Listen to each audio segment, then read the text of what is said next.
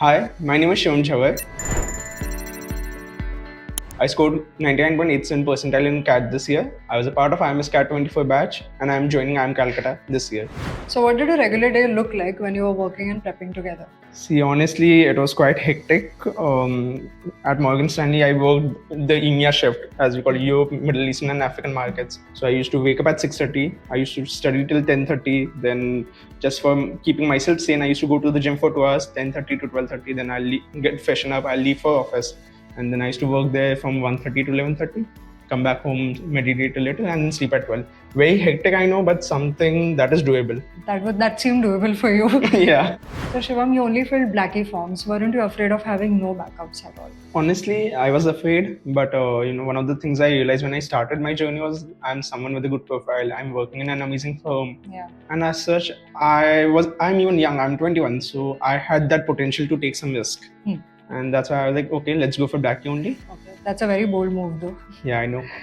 So, we heard that you skipped Indors interview after IIM Calcutta's interview. Tell us why. See, personally, one of the things that I, decided on when I was in the middle of my prep was it was going to be ABC or nothing. Okay. A bold choice, I know. And as such, after Calcutta's interview, it did not make any sense for me to go Indors interview because I knew myself that I won't be joining the institute even if I converted. That's some good self-confidence, guys. Oh, very risky though. A risky self-confidence, but go for it. So Shivam, your dad's a CA. Did that ever come up in interviews or did that ever affect your journey as well? See, honestly, it did come up in an interview.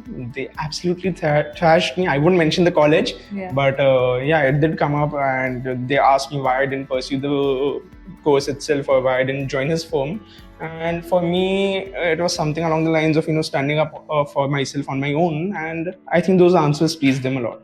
Of course. So what's that one moment during the prep that almost broke you and that one moment where you just got that answer within that, yeah, I got this? And see, personally, what I've seen during my journey is that CAT prep is never a linear process. It's always ups and downs. Right. Personally, for me, it was, I think, middle of August or start of September. With my hectic schedule, I messed up a few mocks in a row and I ended up scoring 60 percentile. What? And I was absolutely scared. I'm like, okay, CAT might not be the thing for me. And then I asked one of my mentors, I asked him for help and, he calmed me down.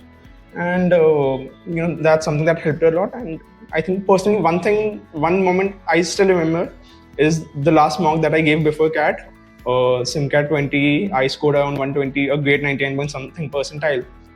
And that was in that moment, I feel like, okay, I've got this. Papers next week, I'll ace it. So SimCats did the work. SimCats did the work, okay? 3 words to describe your CAT prep. For me personally, 3 words to describe my CAT prep would be dedication, hard work, strategy. I think all 3 played a mix and, shout out to good luck. Yeah, I got very lucky, I think. No, I think it's hard work, most of it. A motivation quote or a learning, that you hold very close to your heart. And, I'm sure that, you must have told this thing repeatedly throughout this entire prep because it's not an easy journey. Something I've always kept in mind, when someone tells me about the, odds or anything, it's always they've got to select at least one person. Why not let that person be me? And if not me, then who? Nice. So that's something that's been the guiding principle. This applies to different aspects of life, not just CAT. Definitely. All right. So thank you so much. Thank you so much.